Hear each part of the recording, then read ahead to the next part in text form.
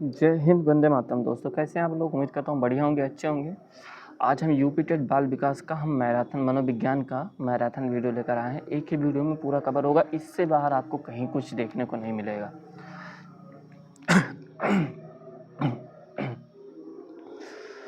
तो भाई इतना चेस केस वाले के साथ ये हमारे काफ़ी चीज़ों में पूछा जाएगा। UP TET, C TET, super TET, DSSB, KBS, NBS, REET, MP TET etcetera, बहुत सारे जो टीचिंग एग्जाम है सब में ये पूछा जाता है।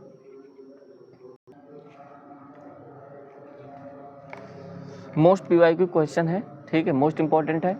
तो वीडियो को फुल वॉच कीजिएगा, ठीक है। चैनल पर नए हो सब्सक्राइब कर दीजिए, लाइक कर दीजिए एंड शेयर कर दीजिए।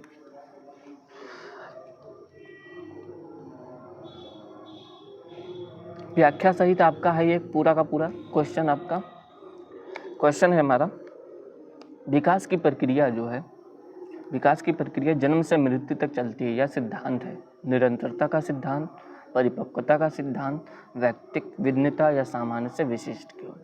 तो जो विकास की प्रक्रिया है जन्म से मृत्यु तक चलती है, ये हमारे निरंतरता का सिद्धांत है। राइट आंसर हमारा फर्स्ट के साथ जाएगा। व्याख्या देख लेते हैं, विस्तृत व्याख्या। विकास यानी डेवलपमेंट एक ऐसी प्रक्रिया है जो गर्भावस्था से शुरू होकर मृत्यु तक चलती रहती है। मनुष्य के शरीर, बुद्धि, भाषा, सामाजिक व्यवहार, भावनाओं आदि तथा व्यवहार में निरंतर परिवर्तन होते रहते हैं। विकास कभी अचानक नहीं होता, बल्कि धीरे धीरे और क्रमबद्ध रूप से होता है। इसी कारण इसे निरंतरता, कंटिन्यूटी, ठीक है, का सिद्धांत कहा जाता है। ठीक, क्लियर हो गया। नेक्स्ट क्वेश्चन है हमारा, संज्ञानात्मक विकास का सिद्धांत किसने दिया? तो सीधा सीधा संज्ञानात्मक विकास का सिद्धांत हमारा पियाजे ने दिया। स्किनर ने किसका दिया? रेनफोर्समेंट वाला। जहाँ रेनफोर्समेंट पुनर्बलन देखो वहाँ स्किनर। तो हमारा राइट आंसर पियाजे के साथ जाएगा। अब इसका हम थ्योरी देख लेते हैं। जीन पियाजे ने संज्ञानात्मक विकास, कॉग्निटिव डेवलपमेंट का सिद्धांत दिया। इसके अनुसार बच्चा ज्ञान को केवल ग्रहण नहीं करता, बल्कि स्वयं सक्रिय होकर उसका निर्माण करता है। पियाजे ने संज्ञानात्मक विकास को 4 अवस्थाओं में बांटा है। संवेदी कामक अवस्था 0 से 2 साल, पूर्व संक्रियात्मक अवस्था 2 से 7 साल, मूर्त 7 से 11, अमूर्त 11 से ऊपर। 4 अवस्थाएं याद रखिएगा। निकटस्थ विकास क्षेत्र ZPD, zone of proximal development की अवधारणा किसकी है? तो ये हमारा ZPT, स्कैफोल्डिंग, ये सारी चीज़ें आ जाएंगी। तो हमारा वाइगोस्की चाचा आ जाएंगे, ठीक है। इन्होंने ही ये ZPD का सिद्धांत दिया था। व्याख्या, लेओ वाइगोस्की के अनुसार प्रत्येक बालक के पास 2 स्तर होते हैं। वह कार्य जो वह स्वयं कर सकता है, वह कार्य जो शिक्षक, अभिभावक या सक्षम साथी की सहायता से, यानी इसके फोल्डिंग जो होता है उसकी सहायता से हो सकता है। इन दोनों के बीच के अंतर को क्या कहते हैं? ZPD, zone of proximal development कहते हैं।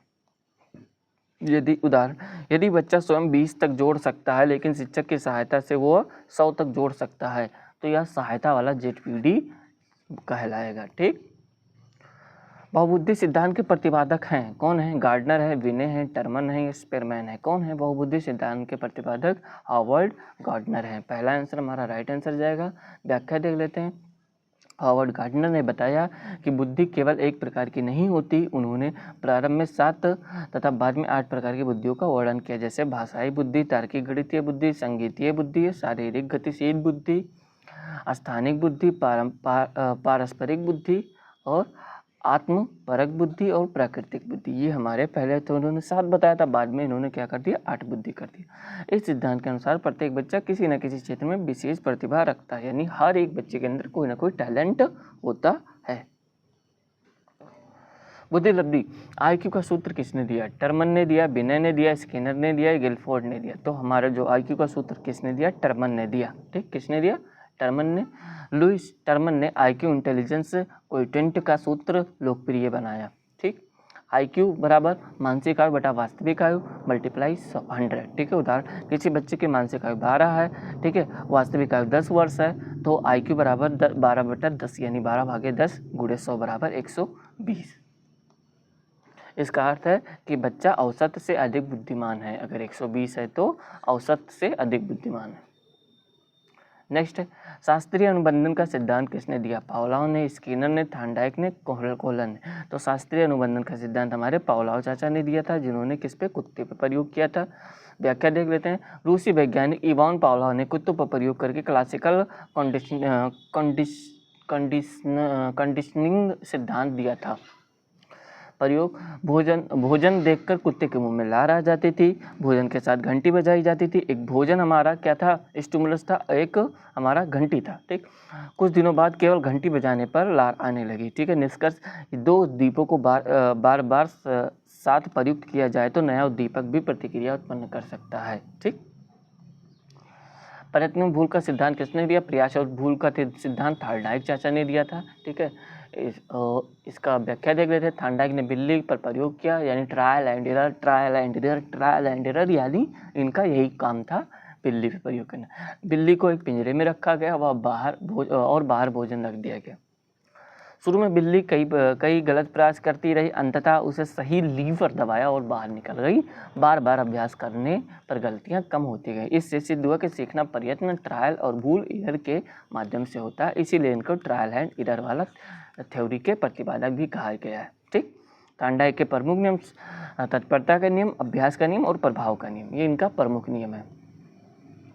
अंतर्दृष्टि अधिगम सिद्धांत के प्रतिपादक हैं। कौन है? अंतर्दृष्टि जो अधिगम है उसके सिद्धांत के प्रतिपादक कौन है? हमारे कोहलर है, स्किनर है, गार्डनर है, वुडवर्थ है। तो कोहलर हैं, जिन्होंने चिंपैंजी पर प्रयोग किया था। वोल्फगैंग कोहलर ने चिंपैंजी सुल्तान पर प्रयोग किया। केले ऊंचाई पर लटकाए गए थे। चिंपैंजी ने कुछ समय सोचा और डिब्बों को एक दूसरे के ऊपर रखकर केले को प्राप्त कर लिया। यह सीखना अचानक समझ के कारण हुआ। अचानक सूझ आई, इससे सूझ या अंतर्दृष्टि अधिगम कहते हैं। गेस्टाल्टवादी हैं, ठीक है, इसी सिद्धांत पर आधारित है। गेस्टाल्ट मनोवैज्ञानिक इसी सिद्धांत पर आधारित है। ठीक, क्रिया प्रसूत अनुबंधन का सिद्धांत किसने दिया? क्रिया प्रसूत या फिर रेनफोर्समेंट आ जाए तो हमारे स्किनर चाचा को ही आपको टिक करना है। ठीक है, वी.एफ. स्किनर ने बताया कि जिस व्यवहार के बाद पुरस्कार मिलता है उसे दोहराए जाने की संभावना बढ़ जाती है। उदाहरण, बच्चा अच्छा उत्तर देता है, शिक्षक उसकी प्रशंसा करते हैं, बच्चा आगे भी अच्छा उत्तर देने का प्रयास करता है। इसे सकारात्मक पॉजिटिव रेनफोर्समेंट कहते हैं।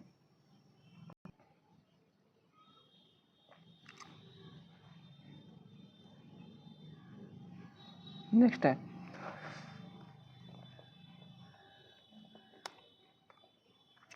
नैतिक विकास का सिद्धांत किसने दिया? कोहलबर्ग ने दिया, गार्डनर ने दिया, फ्राइड ने दिया, वाटसन ने। कोहलबर्ग दे दिया। नैतिक विकास, हिंज वाली कहानी याद है? वही सारी चीज, नैतिक विकास का सिद्धांत।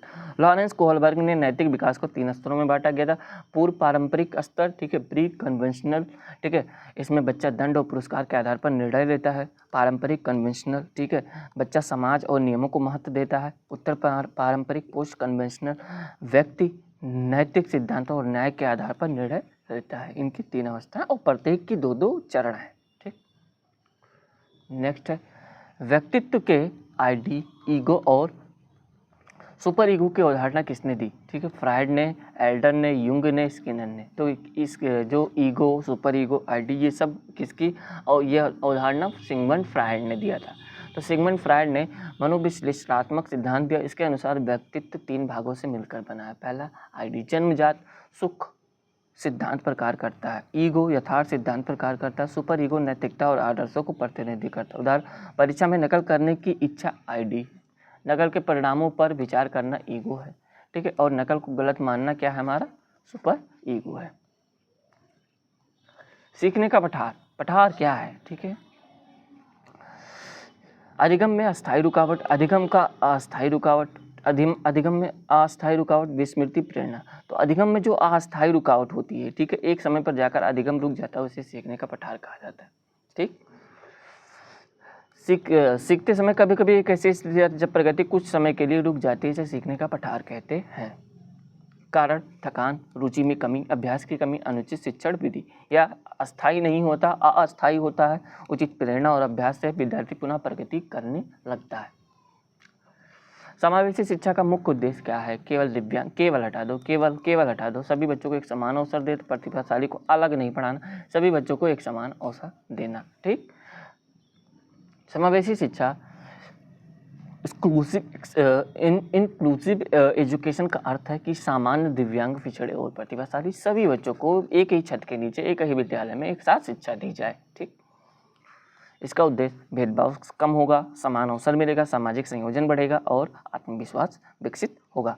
आरटी और एनएपी समावेशी शिक्षा पर विशेष जोर दे रही, विशेष बल दे रही है। ठीक, बालक की प्रथम पाठशाला कौन है? विद्यालय, परिवार, समाज, मित्र समूह। तो परिवार है। बालक की प्रथम पाठशाला क्या है? उसका परिवार है। विस्तृत व्याख्या देख लेते हैं। बच्चा सबसे पहले परिवार में भाषा, व्यवहार, नैतिक अनुशासन और सामाजिक नियम को सीखता है। सबसे पहले समाज में, पहले परिवार में सीखता है। ठीक है, उसके बाद कहीं सीखता है। माता पिता बच्चे के प्रथम शिक्षक होते हैं।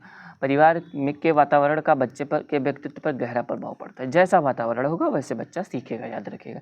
इसी कारण परिवार को बालक की प्रथम पाठशाला कहा जाता है। नेक्स्ट है, ग्रोथ का संबंध मुख्यतः किससे है? गुणात्मक परिवर्तन है या शारीरिक परिवर्तन या भावात्मक परिवर्तन है या सामाजिक परिवर्तन? तो ग्रोथ जो हमारा है, ठीक है, उत्तर शारीरिक परिवर्तन है। वृद्धि हो रही है, क्या है? शारीरिक परिवर्तन। वृद्धि का शरीर के आकार, वजन, लंबाई और अंगों से के विस्तार में होने वाली वृद्धि से। उदाहरण, लंबाई बढ़ना, वजन बढ़ना, सिर का आकार बढ़ना। वृद्धि को मापा जा सकता है, इसलिए इसका मुख्यतः मात्रात्मक परिवर्तन होता है। नेक्स्ट, विकास क्या है? डेवलपमेंट किससे संबंधित? केवल ऊंचाई, केवल वजन, गुणात्मक और मात्रात्मक परिवर्तन, केवल शारीरिक परिवर्तन। तो विकास जो हमारा गुणात्मक और मात्रात्मक परिवर्तन दोनों एक साथ होती है। विकास एक व्यापक प्रक्रिया जिसमें शारीरिक, मानसिक, सामाजिक, भावनात्मक और नैतिक परिवर्तन शामिल है। उदाहरण, समस्या समाधान क्षमता बढ़ना, भाषा विकास, ठीक है, सामाजिक व्यवहार में सुधार। विकास को पूर्ण रूप से मापा नहीं जा सकता क्योंकि इसमें गुणात्मक परिवर्तन भी शामिल है। मात्रात्मक के साथ गुणात्मक भी शामिल है, इसीलिए इसे पूर्ण रूप से मापा नहीं जा सकता। बालक केंद्रित शिक्षा के प्रमुख समर्थक कौन है? जो बाल केंद्रित शिक्षा है इसके प्रमुख समर्थन रूसो, हार्वर्ड, लॉक या स्किनर। तो कौन है? हमारे रूसो हैं। ठीक, बालक को बालक ही रहने दो, इस किसने कहा था? रूसो ने कहा था। ठीक, बालक को बालक ही रहने दो। उन्होंने शिक्षा को बालक की रुचि, आवश्यकता और क्षमता के अनुरूप बनाने पर बल दिया था। ठीक है, उनके अनुसार शिक्षक का कार्य ज्ञान थोपना नहीं बल्कि बालक के प्राकृतिक विकास में सहायता करना है। आधुनिक शिक्षा प्रणाली पर रूसो का गहरा प्रभाव है। शिक्षा का अधिकार अधिनियम आरटी कब लागू हुआ? आरटीई कब लागू हुआ था हमारा?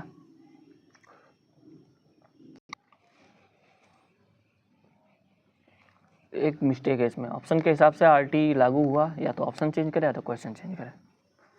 थोड़ा सा टाइपिंग मिस्टेक हुआ। आरटीई कब आया? लागू बाद में हुआ, 2010 में लागू हुआ था। तो 2009 में आया था आरटीई। ठीक है, इसका काम क्या था? आरटी एक्ट 2009 के अनुसार, ठीक है, 6 से 14 वर्ष तक के बच्चे, प्रत्येक बच्चे को क्या निःशुल्क अनिवार्य शिक्षा का अधिकार प्राप्त है। मुख्य प्रावधान निःशुल्क शिक्षा, अनिवार्य शिक्षा, शारीरिक दंड पर रोक लगा दिया गया, पड़ोस के विद्यालय में प्रवेश, ठीक है, आसपास विद्यालय होना चाहिए। ठीक है, यूपीटेट में आरटी से निम्नलिखित नियमित प्रश्न पूछे जाते हैं, याद रखिएगा। इसलिए आरटी की स्पेशल वीडियो बनी है चैनल पर जाकर के। आरटी, एनईपी, एनसीएफ सबकी बनी हुई है। ठीक, चैनल पर जाकर के आप उसको वॉच कर सकते हैं। प्रेरणा, मोटिवेशन का अर्थ क्या है? सीखना, व्यवहार को दिशा देना, स्मृति, दंड। तो जो प्रेरणा है व्यवहार को दिशा देना है, व्यवहार को दिशा देना है। प्रेरणा वह आंतरिक या बाहरी शक्ति है जो व्यक्ति को किसी कार्य को करने के लिए प्रेरित करती है। उदाहरण, अच्छे अंक प्राप्त करने की इच्छा, पुरस्कार प्राप्त करने की इच्छा, सफलता प्राप्त करने की आकांक्षा। प्रेरणा अधिगम की गति और गुणवत्ता दोनों को प्रभावित करती है। विस्मृति चक्र, फॉरगेटिंग कर्व किसने दिया? एबिंगहॉस ने, स्किनर ने, फ्रायड ने, बिने ने। तो विस्मृति चक्र, फॉरगेटिंग कर्व एबिंगहॉस ने दिया था। ठीक, हरमन एबिंगहॉस ने स्मृति और विस्मृति पर प्रयोग किए। उन्होंने पाया कि सीखने के तुरंत बाद विस्मृति सबसे अधिक होती है। जब सीखता है बच्चा उसके तुरंत बाद विस्मृति उसके अंदर सबसे अधिक होती है। समय के साथ साथ विस्मृति की गति कम हो जाती है। कोई चीज़ अभी सीख के को आप कुछ अभी तुरंत पूछो तो तुरंत बता देगा, ठीक है, कुछ समय बाद देखो तो वो सोचेगा। उसके द्वारा बनाया गया ग्राफ स्मृति उनके द्वारा बनाया गया ग्राफ विस्मृति चक्र फॉरगेटिंग कर्व कहलाता है। नियमित पुनरावृत्ति विस्मृति को कम करती है। ठीक, पियाजे के अनुसार वस्तु स्थायित्व ऑब्जेक्ट परमेनेंस का विकास किस अवस्था से है? पूर्व संक्रियात्मक अवस्था, मूर्त। वस्तु स्थायित्व का ज्ञान कब होता है? इनके कहने का मतलब है संवेदी गामक अवस्था, औपचारिक।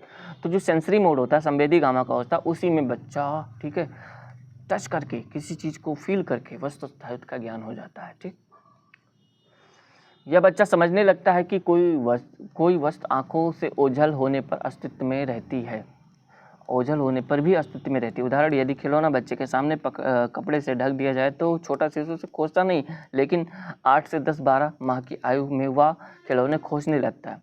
ठीक है, तो वो संवेदी गामक अवस्था ही है। ठीक है, इससे पता चलता है कि उसमें वस्तु स्थायित्व की अवधारणा विकसित हो गई है। ठीक,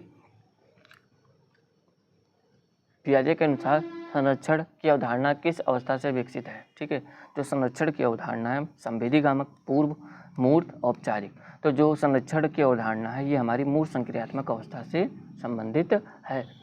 संरक्षण का अर्थ है आकार बदलना, आकार बदलना पर भी मात्रा वही रहती है, यानी आकार अगर बदल गया लेकिन मात्रा वही रहेगी। 2 समान गिलासों में पानी है, एक गिलास में पानी एक गिलास का पानी लंबे पतले गिलास में डाल दिया गया और तो बच्चा समझता है कि पानी अधिक हो गया है, लेकिन 7 से 11 वर्ष का बच्चा समझ जाता है कि मात्रा समान है या क्षमता मूर्त संक्रियात्मक अवस्था, यानी एक गिलासा है जो चौड़ा है, एक गिलासा है लंबा है। ठीक, और पानी एक के मतलब नाप के डाला गया है। ठीक, तो जो लंबा वाला है उसमें ऐसा लगेगा कि पानी बहुत ज़्यादा है।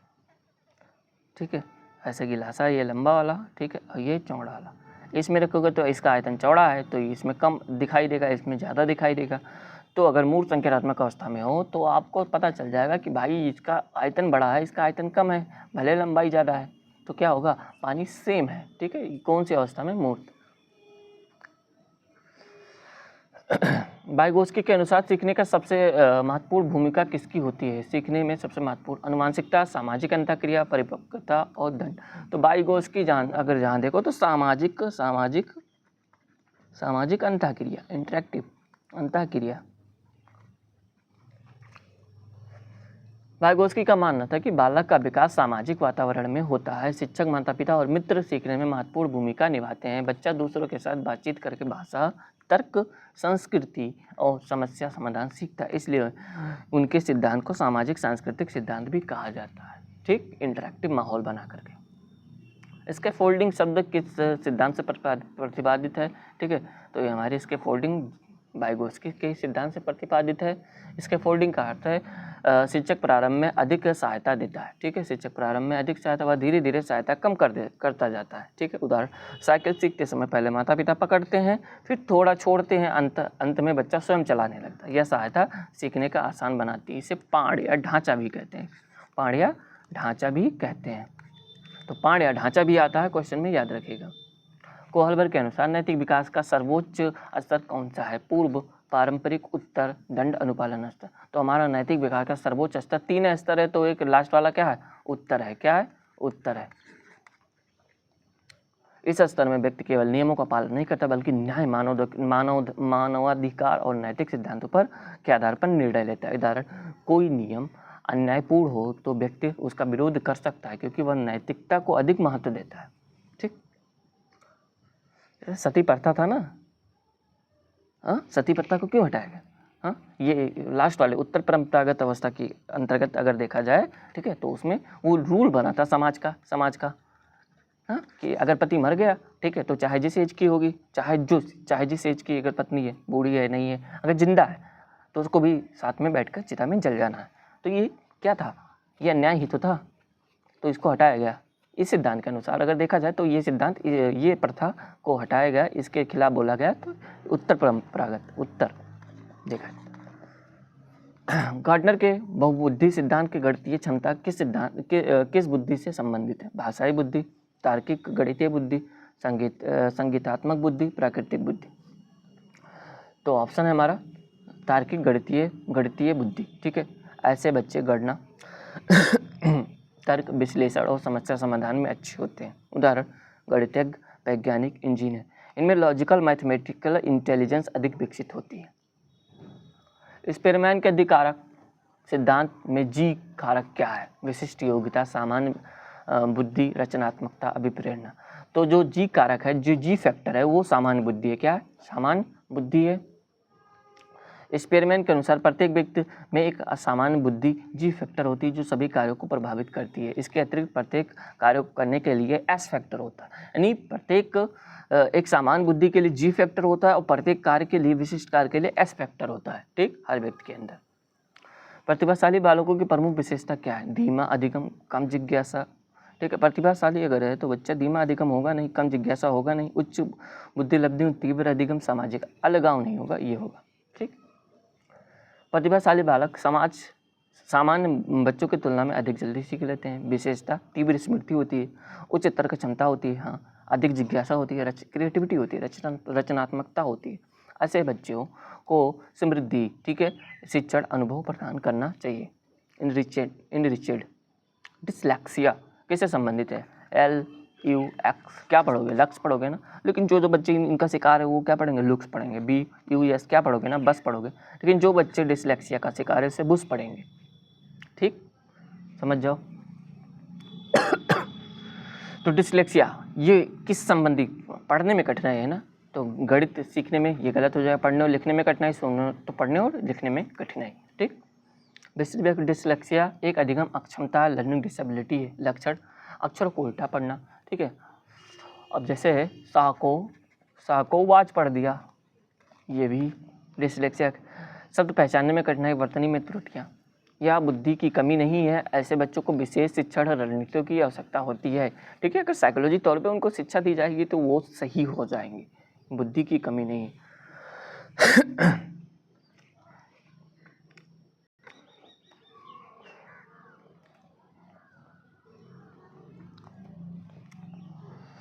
समावेशी शिक्षा में शिक्षण की सबसे महत्वपूर्ण भूमिका क्या है?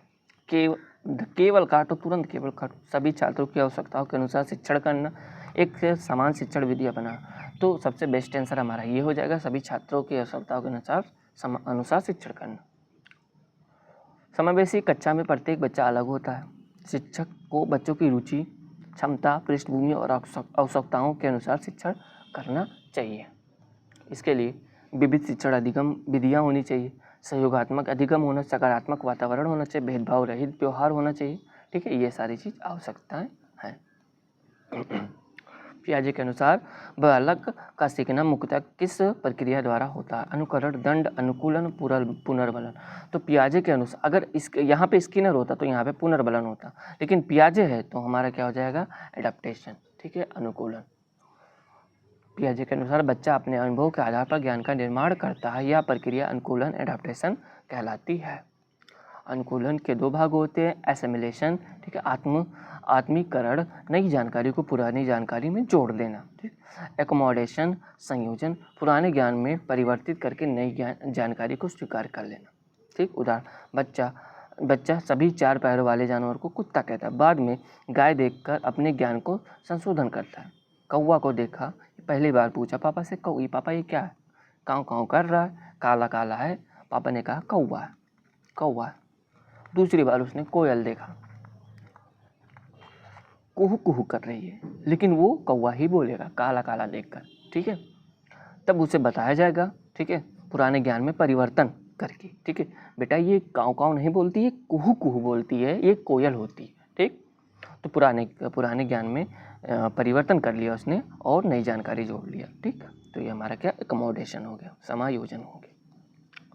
सीखना विकास से पहले होता है या विचार किसका?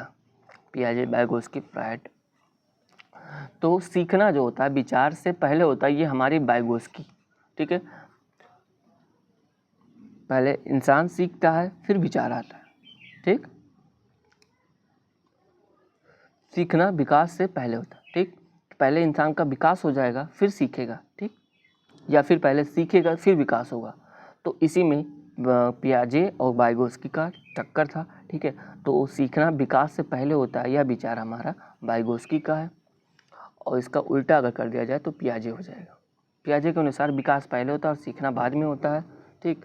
लेकिन वाइगोत्स्की के अनुसार उचित मार्गदर्शन मिलने पर सीखना विकास को आगे बढ़ाता है, इसीलिए शिक्षक की भूमिका अत्यंत महत्वपूर्ण है। इसीलिए कहा गया है कि सीखना विकास से पहले होता है। ठीक है।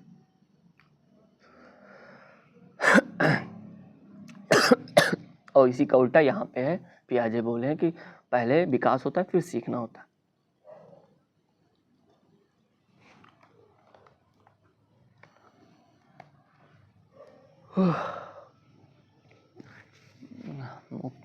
मुंह दर्द होने लगा। 1 मिनट का ब्रेक लेते हैं, उसके बाद आते हैं।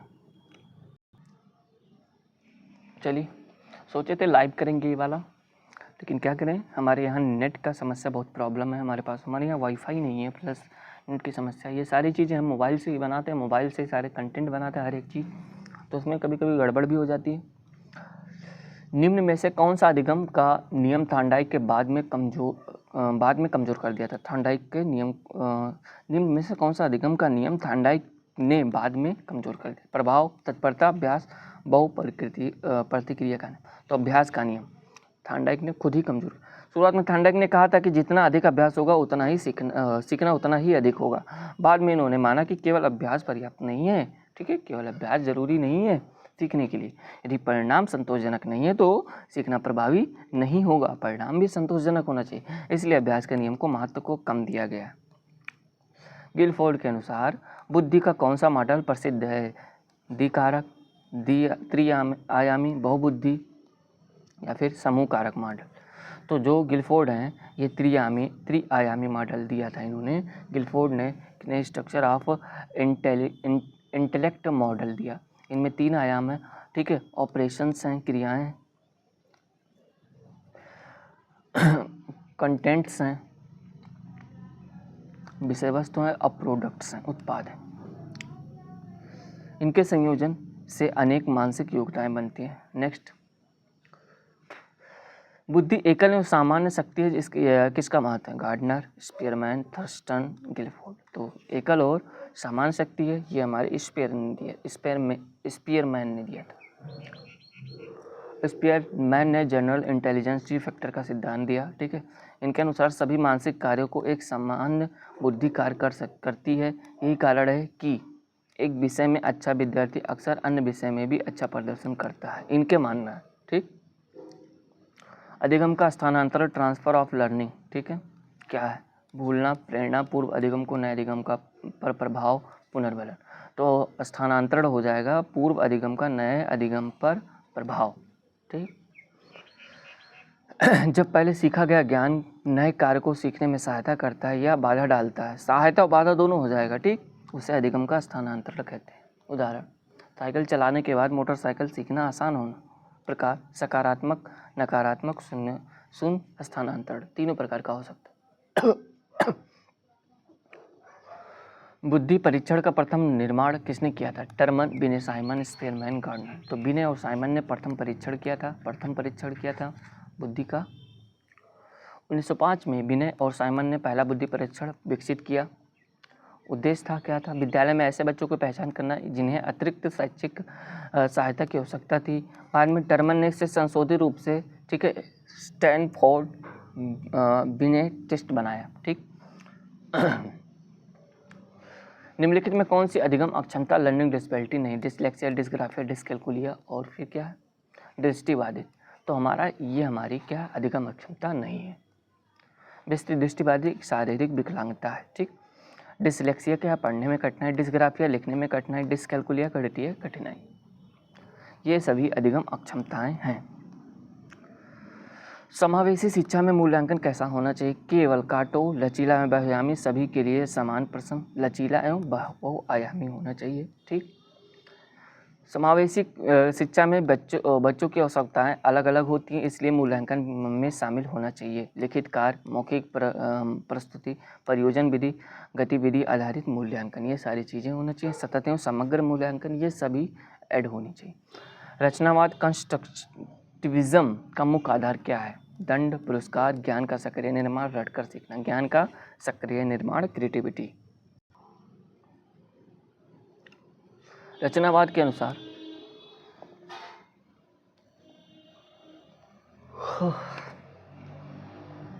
रचनावाद के अनुसार ज्ञान शिक्षक द्वारा सीधे नहीं दिया जाता है, बल्कि विद्यार्थी स्वयं अनुभव और गतिविधियों के माध्यम से उसका निर्माण करता है। मुख्य समर्थक पियाजे, वाइगोत्स्की, ब्रूनर।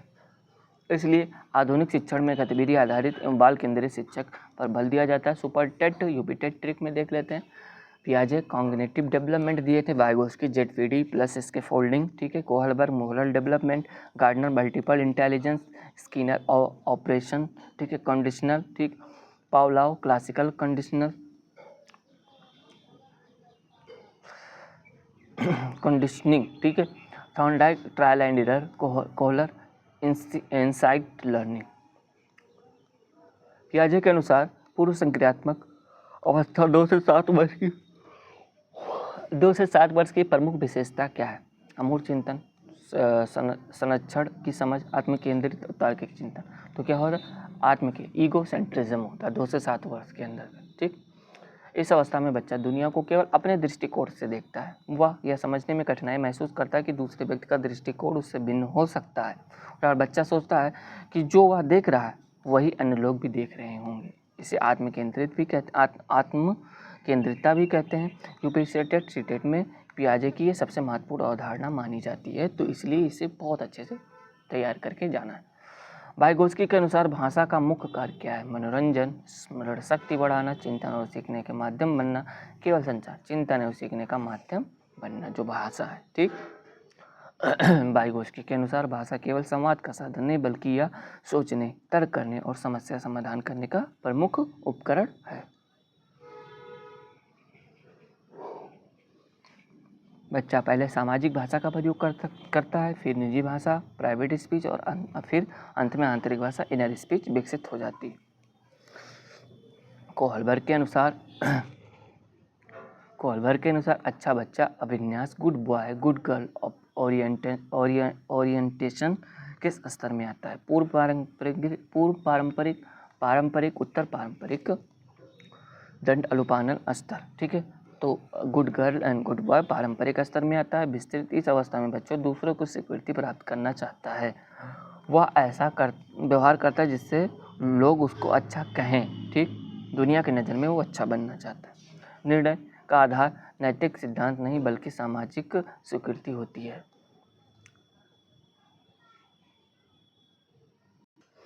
बार बार खांसी आ रही है, क्या करें? निम्न में से कौन सा रचनात्मकता, क्रिएटिविटी, कुछ वर्ड बोलने में ही कठिनाई हो जाती है। क्रिएटिविटी का लक्षण है रटना, अनुकरण, मौलिकता, पुनरावृत्ति। तो जो हमारी रचनात्मकता है यानी क्रिएटिविटी है, वो हमारी क्या है? मौलिकता है। क्रिएटिविटी व्यक्ति नए और अनोखे विचार उत्पन्न करता है। मौलिकता प्रवाह, फ्लुएंसी, लचीलापन, फ्लेक्सिबिलिटी तथा विस्तार, एलिबरेशन क्रिएटिविटी की प्रमुख विशेषताएं। शिक्षक को बच्चों में प्रश्न पूछने और नए विचार देने की स्वतंत्रता देनी चाहिए, उनको छूट देनी चाहिए। चीज़ डिसकैलकुलिया किससे संबंधित है? गणितीय। जहाँ कैलकुलिया देखो कैलकुलेटर आ जाएगा दिमाग में, गणित मार देना है आपको, ठीक है। ऐसे बच्चों को संख्या पहचानने, जोड़ घटाव, गुणा भाग तथा गणितीय प्रतीकों को समझने में कठिनाई होती है। यह बुद्धि की कमी नहीं, एक विशिष्ट अधिगम अक्षमता है। इससे साइकोलॉजी की सहायता से इसे सही किया जा सकता है। निम्न में से कौन सा आंतरिक अपेड़ा है? उदाहरण है पुरस्कार पाने के लिए पढ़ना, दंड से बचने के लिए पढ़ना,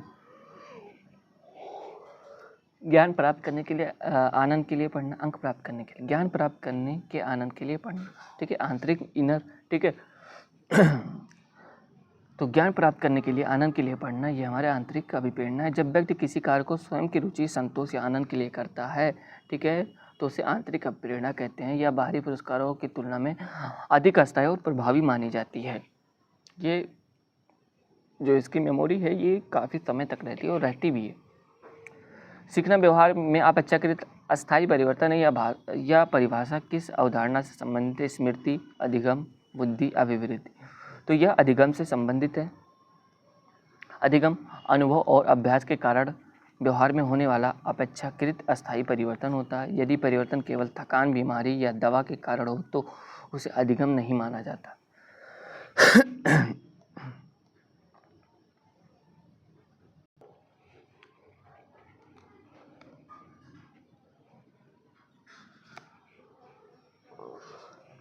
निम्न में कौन सा सतत एवं समग्र मूल्यांकन CCE का उद्देश्य है?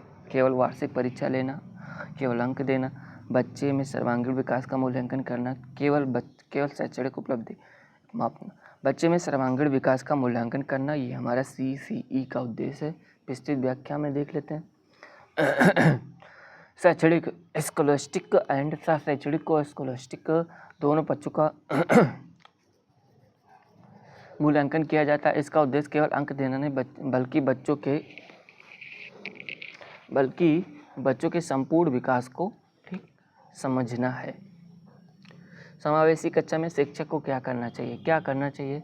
सभी को एक जैसा पढ़ाना, केवल मेधावी छात्रों पर ध्यान देना गलत है, ये गलत है। विविध आवश्यकताओं के अनुसार शिक्षण कराना और कमजोर छात्रों को अलग बैठाना, ये भी गलत है। विविध आवश्यकताओं के अनुसार शिक्षण कराना, यही हमारा समावेशी शिक्षा का उदाहरण है। ठीक,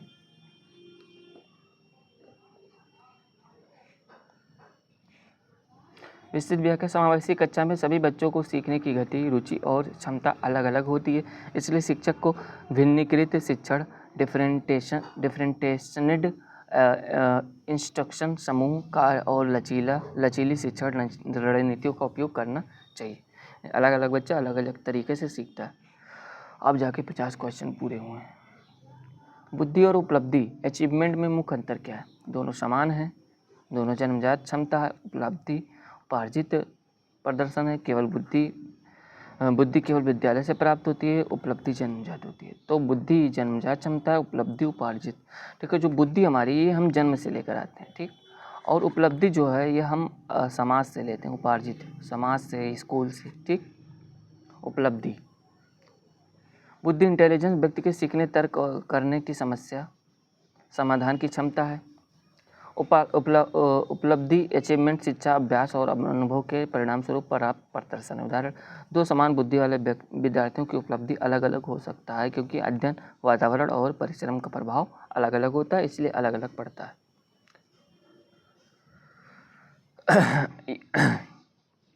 अब जो 41 से 50 नंबर क्वेश्चन है उसके बीच में, ठीक है, थोड़ा सा शॉर्ट ट्रिक है। ईगो सेंट्रिज्म कैसे? पियाजे, private speech, Vygotsky, good boy good girl, Kohlberg, और originality, creativity, dyscalculia, math, difficulty और इंट्रिंसिक मोटिवेशन, स्वयं की रुचि।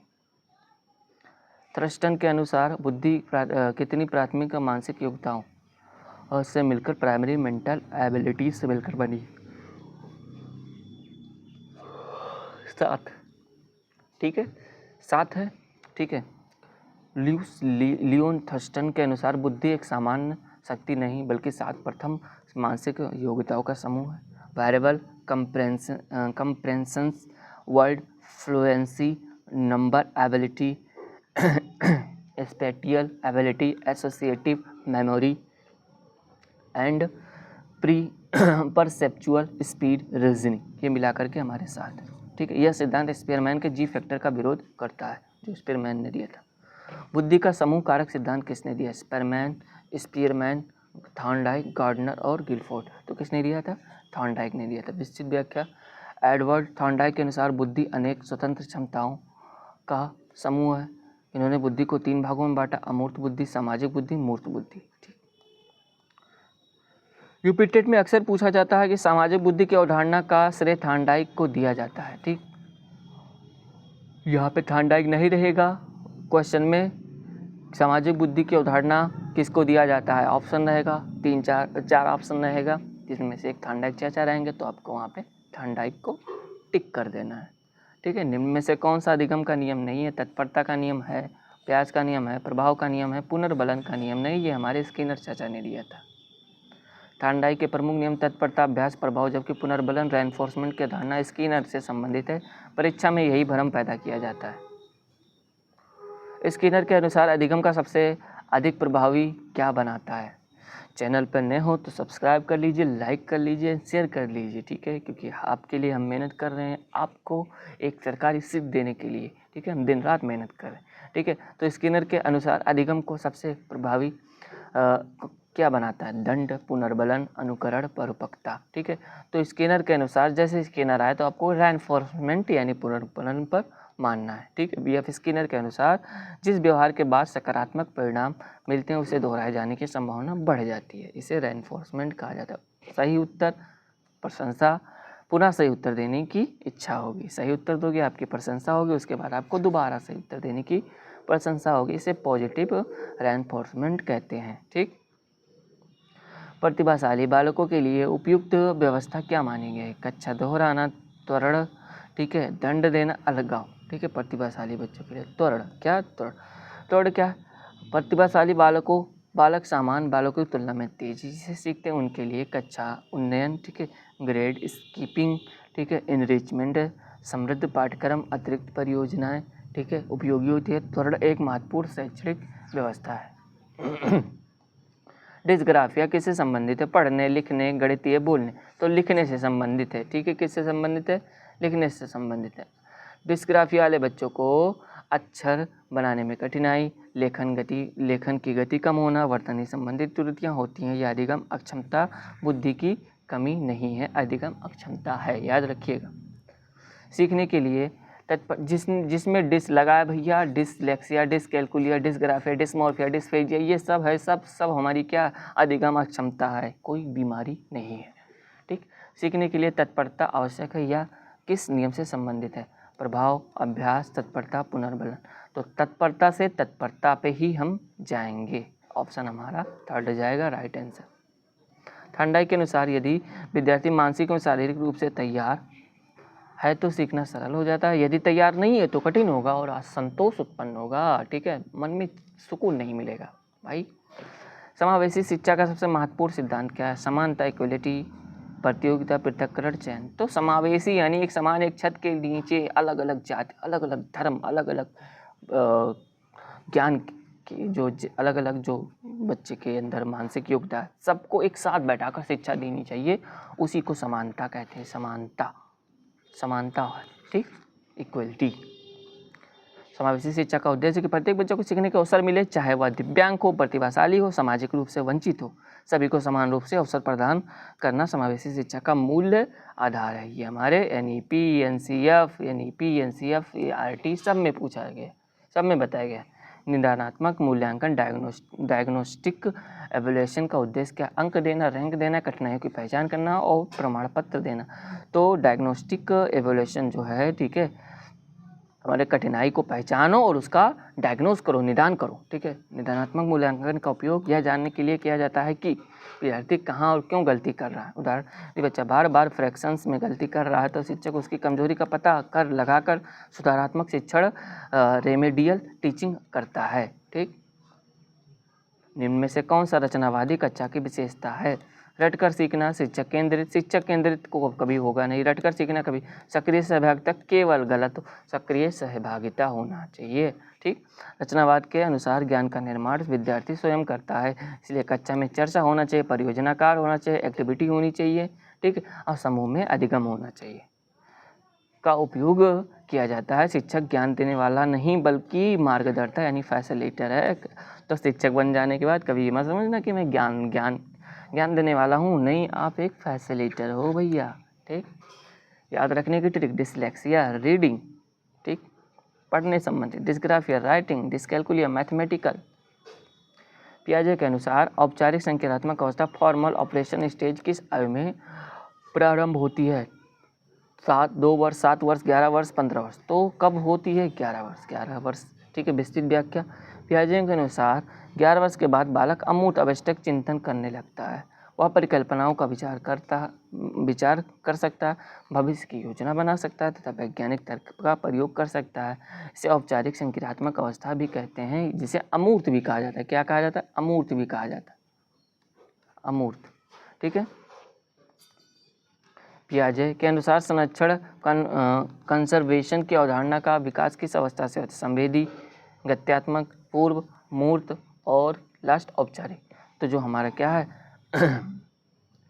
कंजर्वेशन, ठीक है, संरक्षण किस में होता है, मूर्त में होता है 7 से 11, ठीक है। बच्चा समझ जाता है कि आकार बदलने से मात्रा नहीं बदलती है, इसे कंजर्वेशन कहते हैं। पानी वाला ऊपर में समझाया नहीं। कोहलबर्ग का नैतिक विकास सिद्धांत मुख्यतः किस पर आधारित है, संज्ञानात्मक, सामाजिक, शारीरिक। तो जो कोहलबर्ग है वो हमारा संज्ञानात्मक विकास का सिद्धांत है। लॉरेंस कोहलबर्ग ने पियाजे के विचारों से प्रभावित होकर नैतिक विकास का सिद्धांत दिया था। उनका मानना था कि नैतिक निर्णय लेने की क्षमता व्यक्ति के संज्ञानात्मक विकास पर निर्भर करती है, ठीक। डाइवर्जेंट थिंकिंग किससे संबंधित है, बुद्धि, स्मृति, रचनात्मकता, अधिगम। तो डाइवर्जेंट थिंकिंग कब आएगा, ठीक, एक ही समस्या अलग अलग उसका निवारण निकल सकता है डाइवर्जेंट थिंकिंग का, ठीक। तो रचनात्मक, जब तक क्रिएटिविटी नहीं होगी। डाइवर्जेंट थिंकिंग का अर्थ है किसी समस्या का अनेक संभावित समाधान सोचना या रचनात्मक व्यक्तियों की प्रमुख विशेषता है। इसके विपरीत कन्वर्जेंट थिंकिंग में केवल एक ही सही उत्तर खोजा जाता है, ठीक। कन्वर्जेंट थिंकिंग में एक ही रहेगा और डाइवर्जेंट थिंकिंग में बहुत हल निकाल लोगे उसका। निम्न में से कौन सा बुद्धि परीक्षण का प्रकार नहीं है, व्यक्तिगत परीक्षण, सामूहिक परीक्षण, मौखिक, पुनर्बलन। तो जो हमारा पुनर्बलन है वो हमारा क्या है, बुद्धि परीक्षण नहीं है। बुद्धि परीक्षणों को सामान्यतः व्यक्तिगत, इंडिविजुअल, सामूहिक, ग्रुप और मौखिक, वेरिएबल और अमौखिक, नॉन वेरिएबल श्रेणियों में बांटा गया है। पुनर्बलन परीक्षण कोई बुद्धि परीक्षण नहीं है, ठीक।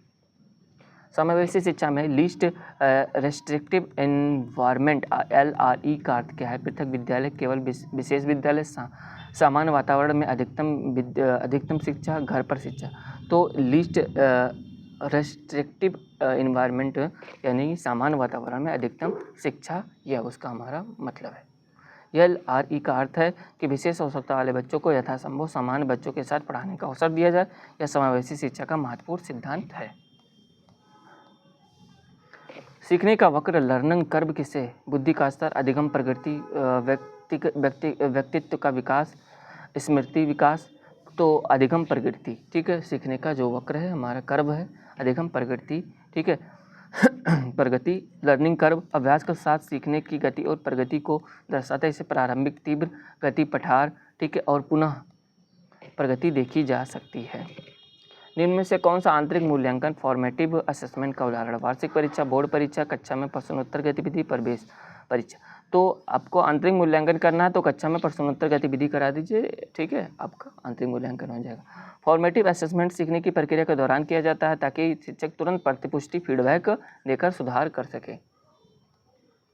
गार्टनर के अनुसार खिलाड़ी या नर्तक में कौन सी बुद्धि अधिक विकसित होती है, भाषाई बुद्धि, तार्किक, शारीरिक, गतिशील बुद्धि, संगीतीय बुद्धि। तो अगर खिलाड़ी या नर्तक है, नृत्यक है जिसे कहेंगे, ठीक है, तो हमारा शारीरिक गतिशील बुद्धि होगी, ठीक।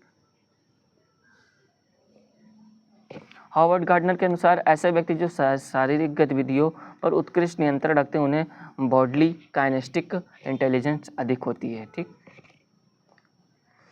निम्नलिखित में कौन सा अधिगम का सर्वोत्तम संकेतक को माना जाता है, व्यवहार में परिवर्तन, ऊंचाई में वृद्धि, आयु में वृद्धि, शारीरिक में वृद्धि।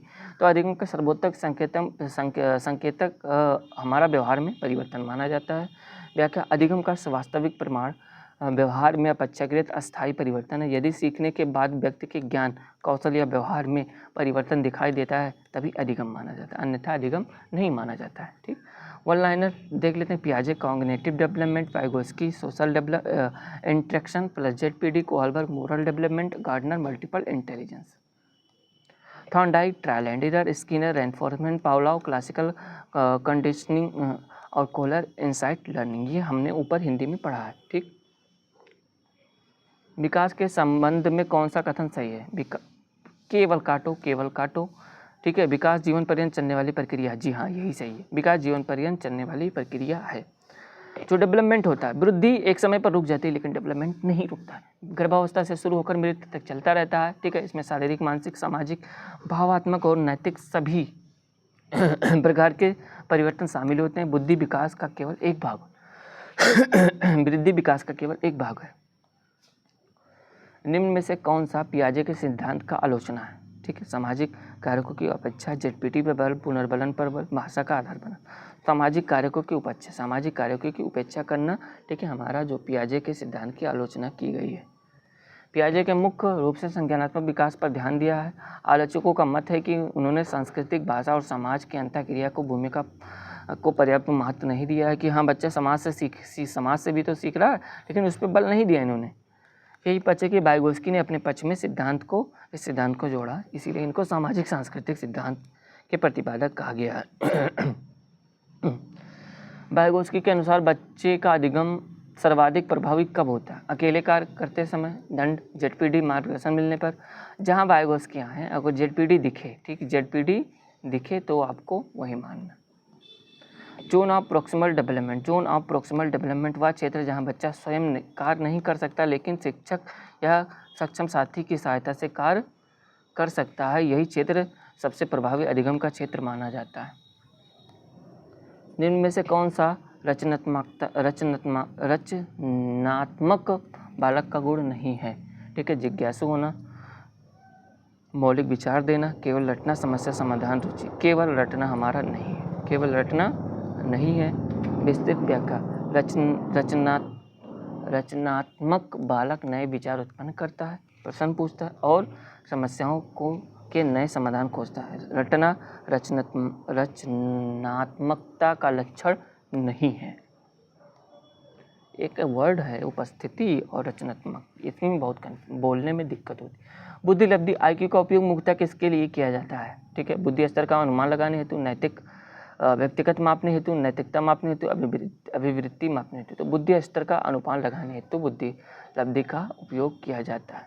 ठीक, IQ व्यक्ति की मानसिक क्षमता का अनुमान देता है। यह सीखने, तर्क करने और समस्या समाधान की क्षमता का एक संकेतक है, लेकिन किसी व्यक्ति की संपूर्ण योग्यता का मापक नहीं है, केवल उसकी बुद्धि लब्धि माप सकता है। ठीक,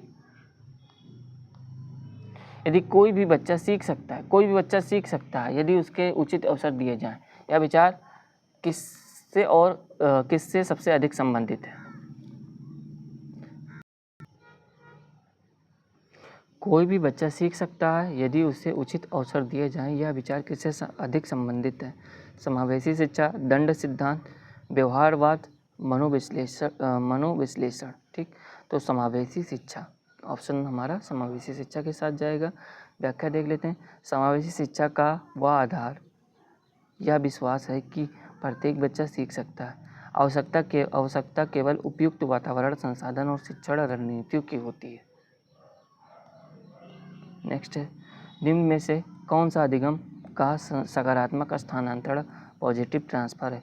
हिंदी सीखने से संस्कृत सीखना आसान होना, साइकिल सीखने के बाद स्कूटर सीखने में कठिनाई होना, एक विषय का दूसरे विषय पर कोई प्रभाव न होना, सीखा हुआ भूल जाना। तो हमारा क्या है, कौन सा अधिगम का सकारात्मक स्थानांतरण पॉजिटिव ट्रांसफर है? तो हिंदी सीखने के बाद जब संस्कृत सीखते हो तो थोड़ा आसान लगता है। ठीक, तो हमारा राइट आंसर फर्स्ट के साथ जाएगा। ठीक, जब पूर्व अधिगम नए अधिगम को आसान बनाता है तो उसे सकारात्मक स्थानांतरण कहते हैं। दोनों भाषाओं की समानता सीखने में सहायता करती है। ठीक, इसीलिए पूर्व ज्ञान नए ज्ञान से जोड़ते हैं। निम्न में से कौन सा सतत एवं समग्र मूल्यांकन CCE का विशेषता है? केवल अंतिम परीक्षा, केवल अंक देना, निरंतर और बहुआयामी मूल्यांकन, केवल लिखित परीक्षा। आई होप ये क्वेश्चन रिपीटेड है, चलो देख कोई बात नहीं। तो निरंतर एवं बहुआयामी मूल्यांकन, विस्तृत व्याख्या, CCE में छात्र का मूल्यांकन पूरे वर्ष विभिन्न गतिविधियों, परियोजनाओं, मौखिक कार्यों और लिखित कार्यों के माध्यम से किया जाता है, यानी पूरे वर्ष करते रहेंगे इसमें। ठीक, नहीं रिपीटेड नहीं। कोहलवर्ग के अनुसार नैतिक विकास की प्रथम अवस्था कौन सी है? ठीक, सामाजिक अनुबंधन, ठीक, दंड एवं आज्ञापालन अभिविन्यास, कानून व्यवस्था, अच्छा बालक अभिविन्यास, दंड एवं आज्ञापालन अभिविन्यास। ठीक है, जो प्रथम अवस्था, ठीक है, प्रथम चरण की पहले जो उनके चरण 3 चरण थे। ठीक है, तो अवस्था के चरण है। ठीक है, यहाँ पे चरण होना चाहिए। ठीक है, ये दंड एवं आज्ञापालन है, ये चरण है, क्योंकि दोनों चरण होते थे, दंड एवं आज्ञापालन। इस अवस्था में बच्चा सही और गलत का निर्णय दंड और पुरस्कार के आधार पर करता है। यदि दंड मिलेगा तो कार्य गलत माना जाएगा। ठीक, बच्चा ये सोचता है कि अगर दंड मिला तो कार्य पक्का ना पक्का हमने गलत कार्य किया है, तभी दंड मिला। एक अच्छा शिक्षक अधिगम को प्रभावी बनाने के लिए क्या करेगा? केवल काट दो, केवल काट दो, बच्चों को सक्रिय रूप से शामिल करेगा, केवल काट दो, बच्चों को सक्रिय रूप से शामिल करेगा। आधुनिक शिक्षा शास्त्र में बालक सक्रिय शिक्षार्थी माना जाता है। ठीक, शिक्षक को चर्चा, गतिविधि, परियोजना, सहयोगात्मक अधिगम और अनुभवात्मक शिक्षण का उपयोग करना चाहिए। बाल विकास का कौन सा सिद्धांत कहता है कि विकास सिर से पैर की ओर होता है? निकट, दूर सिद्धांत, मस्तकोद्मुखी सिद्धांत, सामान्य से विशिष्ट और निरंतर। तो मस्तकोद्मुखी सिद्धांत हमारा ये होगा जो कहता है कि विकास सिर से पैर तक होता है। ठीक, इस सिद्धांत के अनुसार विकास सिर से प्रारंभ होकर नीचे की ओर बढ़ता है। बच्चा पहले सिर पर नियंत्रण करता है, फिर धड़, उसके बाद पैरों पर नियंत्रण प्राप्त करता है।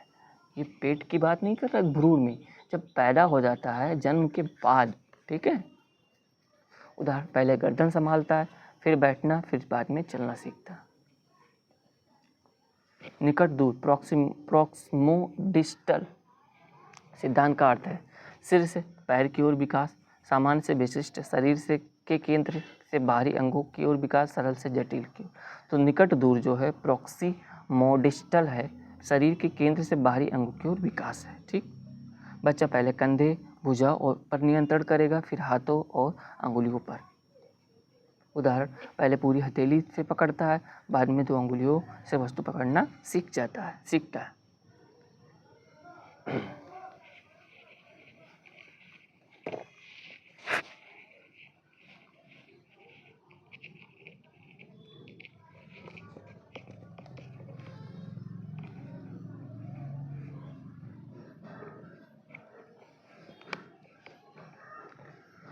निम्न में से कौन सा विकास का सिद्धांत नहीं है? निरंतरता, व्यक्तिक भिन्नता, समान गति सिद्धांत, सामान्य से विशिष्ट। तो समान गति सिद्धांत विकास का सिद्धांत नहीं है। सभी बच्चों का विकास समान गति से नहीं होता है।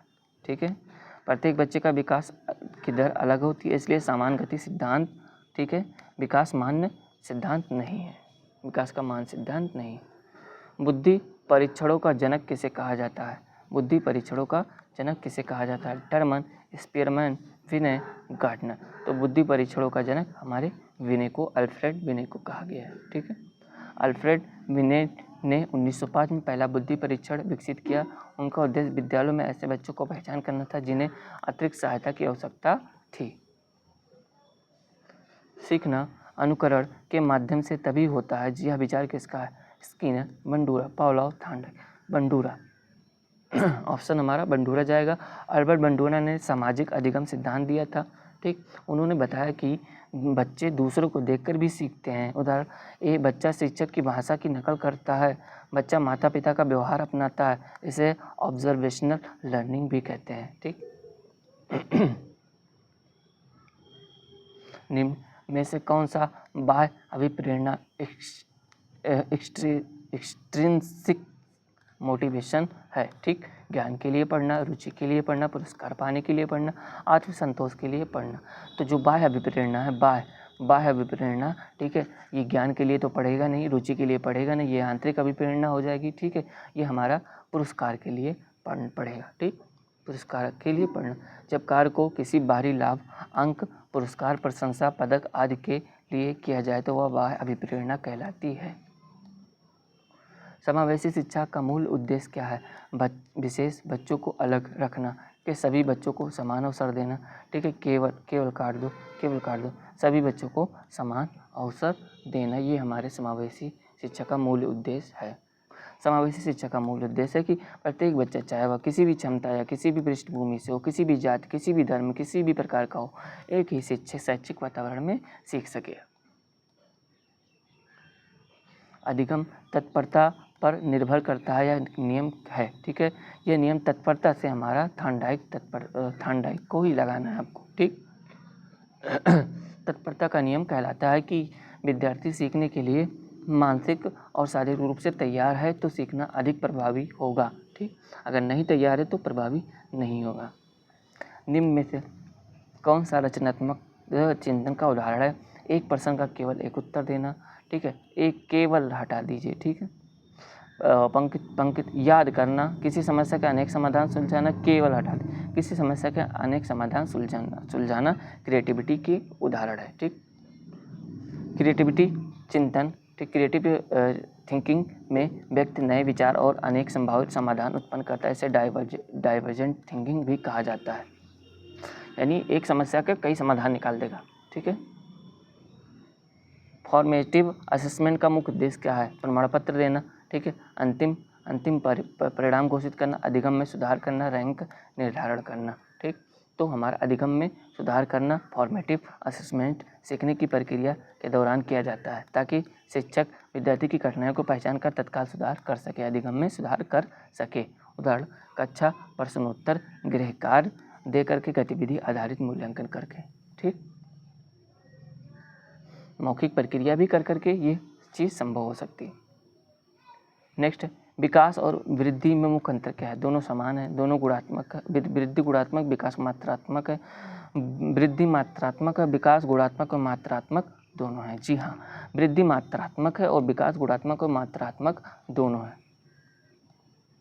ग्रोथ शरीर के आकार, वजन और ऊंचाई में वृद्धि दर्शाती है जिसे मापा जा सकता है। विकास में मानसिक, सामाजिक, भावात्मक, नैतिक तथा शारीरिक परिवर्तन शामिल, इसलिए विकास अधिक व्यापक अवधारणा है। ठीक है, और ये मात्रात्मक और गुणात्मक दोनों है। पियाजे के अनुसार बच्चा ज्ञान कैसे प्राप्त करता है? ठीक, केवल शिक्षा, केवल काट दे। ठीक है, सक्रिय अंतःक्रिया द्वारा, केवल काट दीजिए। ठीक, तो हमारा ऑप्शन एक बचता है सक्रिय अंतःक्रिया द्वारा। ठीक, जीन पियाजे के अनुसार बच्चा अपने वातावरण के साथ सक्रिय अंतःक्रिया करके ज्ञान का निर्माण करता है, इसलिए उसे निष्क्रिय श्रोता नहीं बल्कि सक्रिय शिक्षार्थी माना जाता है। वाइगोस्की के अनुसार सीखने का सबसे महत्वपूर्ण साधन क्या है? दंड, भाषा, परीक्षा, पुरस्कार। तो वाइगोस्की के अनुसार सीखने का सबसे महत्वपूर्ण साधन ऑप्शन के अनुसार यदि देखा जाए तो हमारा भाषा है। ठीक, वाइगोस्की के अनुसार भाषा सोचने, समझने और ज्ञान के निर्माण का प्रमुख माध्यम है। भाषा के माध्यम से ही सामाजिक अनुभव अगली पीढ़ी तक पहुंचते हैं। निम्न में से कौन सा व्यक्तिगत भिन्नता का उदाहरण है? सभी बच्चों का समान विकास, सभी बच्चों का समान IQ, सब बच्चों की रुचियों की क्षमताओं में अंतर, सभी का एक जैसा व्यवहार।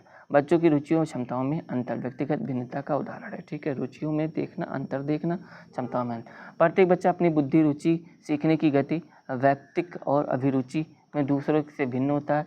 शिक्षक को इन्हीं व्यक्तिक भिन्नताओं को ध्यान में रखकर शिक्षण करना चाहिए। ठीक, प्रत्येक बच्चा अलग अलग भिन्न होता है, याद रखिएगा, अलग अलग बच्चे के अंदर अलग अलग चीज़ें, ठीक है, होती हैं।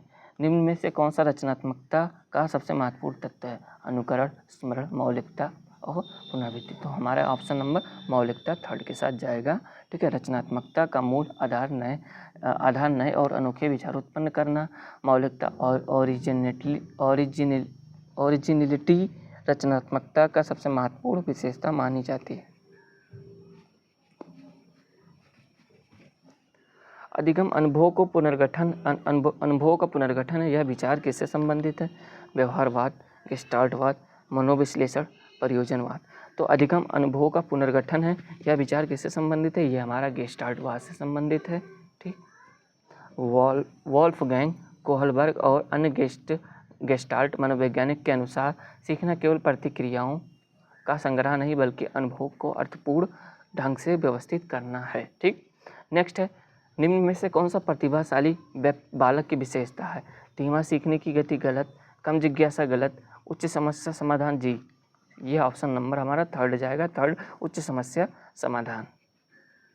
प्रतिभाशाली बालकों में सामान्यतः तीव्र सीखने की क्षमता, अधिक जिज्ञासा, ठीक है, और बुद्धि लब्धि तथा जटिल समस्याओं को हल करने की क्षमता पाई जाती है।